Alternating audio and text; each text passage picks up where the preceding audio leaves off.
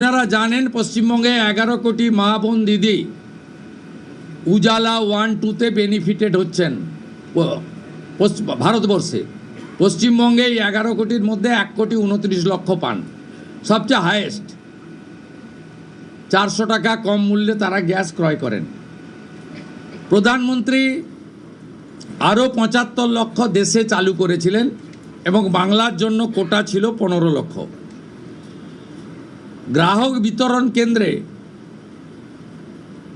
হাজার হাজার দরখাস্ত পড়ে থাকা সত্ত্বেও শুধু রাজনৈতিক কারণে এই পিটিশনগুলো ডিএমরা সংশ্লিষ্ট দপ্তরে কেন্দ্রীয় সরকারের কাছে পাঠায়নি। তাই আমাদের মা বোন দিদিরা বঞ্চিত হচ্ছিলেন। আমরা গ্রাহক বিতরণ কেন্দ্রে পড়ে থাকা সমস্ত পিটিশন অতি দ্রুততার সঙ্গে জেলা শাসকদের সংশ্লিষ্ট কেন্দ্রীয় পেট্রোলিয়াম ডিপার্টমেন্টে পাঠিয়ে দেওয়ার নির্দেশ দিলাম। এর ফলে উজালা যোজনা 3 তাতে পশ্চিমবঙ্গের আরও কয়েক লক্ষ মা বোন দিদি যুক্ত হওয়ার সুযোগ পেলেন। আমাদের পঞ্চম সিদ্ধান্ত, এতদিন পর্যন্ত পশ্চিমবঙ্গের national cadre is IPS, Paschimbanga cadre WBCS WBPS এদের কোনো কেন্দ্রীয় সরকারের ট্রেনিংয়ে কেউ যুক্ত হতেন না। এটা মুখ্যমন্ত্রীর অলিখিত নির্দেশ ছিল, আগের মুখ্যমন্ত্রীর, বিদায়ী মুখ্যমন্ত্রী, প্রাক্তন মুখ্যমন্ত্রী। আমরা আজকে এই বিষয়ে চিফ সেক্রেটারিকে অন্য রাজ্যের যে নিয়ম আছে সেই নিয়ম ফলো করার জন্য আমরা তাকে এম্পাওয়ার করলাম, দায়িত্ব দিলাম। সাথে সাথে শুনলে অবাক হয়ে যাবেন, বিএনএস ভারতীয় ন্যায় সংহিতা, যা মাননীয় প্রধানমন্ত্রী নরেন্দ্র মোদীজির নেতৃত্বে কেন্দ্রীয় স্বরাষ্ট্রমন্ত্রী মাননীয় অমিত শাহজি পার্লামেন্টে 2টো কক্ষে অনেক আগে অনুমোদন করেছেন, রাষ্ট্রপতি মহোদয়ার সই হয়েছে, রুল হয়ে গেছে। আমরা আশ্চর্য হয়ে গেছি যে এখানে বিএনএস কার্যকর করা হয়নি, অর্থাৎ অত্যন্ত অবৈধভাবে সংবিধানকে বৃদ্ধাঙ্গুষ্ঠ দেখিয়ে আগের সিআরপিসি আইপিসি চলছিল।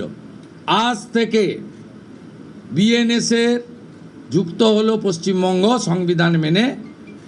আগের সিআরপিসি আইপিসি এই আইন আর থাকলো না। ভারতীয় ন্যায় সংহিতাতে আমাদের আজ থেকে কাজ শুরু হলো। এরও ছাড়পত্র ক্যাবিনেটের প্রথম দিলেন। ষষ্ঠ সিদ্ধান্ত, মাননীয় স্বরাষ্ট্র ও সমবায় মন্ত্রী অমিত শাহজি নির্বাচন প্রচারে রায়দিঘি থেকে বলেছিলেন যে 2015 সালের পরে পশ্চিমবঙ্গে কোনো রিক্রুটমেন্ট হয়নি, তাই প্রচুর শিক্ষিত যুবক যুবতীর বয়স চলে গেছে।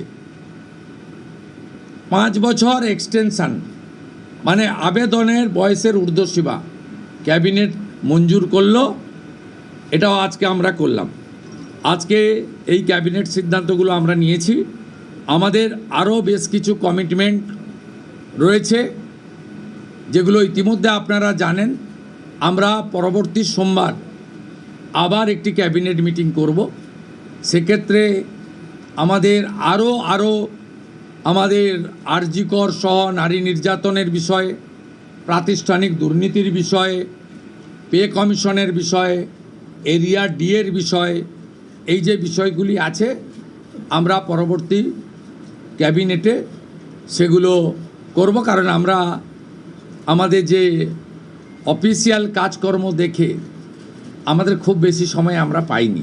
আজকে প্রথম কাজের দিন সরকার গঠন হওয়ার পরে আপাতত যে কাগজগুলো রেডি ছিল তার উপরে ক্যাবিনেট আমরা এই সিদ্ধান্তগুলো নিয়েছি, কার্যকর হবে। আপনাদের মধ্যে বাংলার গণদেবতা জনতা জনার্দনকে আমরা এটা জানালাম। আমাদের ক্যাবিনেটে মাননীয় মুখ্যমন্ত্রী প্রয়োজন হলে নিশ্চয়ই সাংবাদিকদের সঙ্গে কথাবার্তা বলবে, প্রশ্ন উত্তরেও অংশগ্রহণ করবে, কিন্তু সেটা প্রয়োজন ভিত্তিক।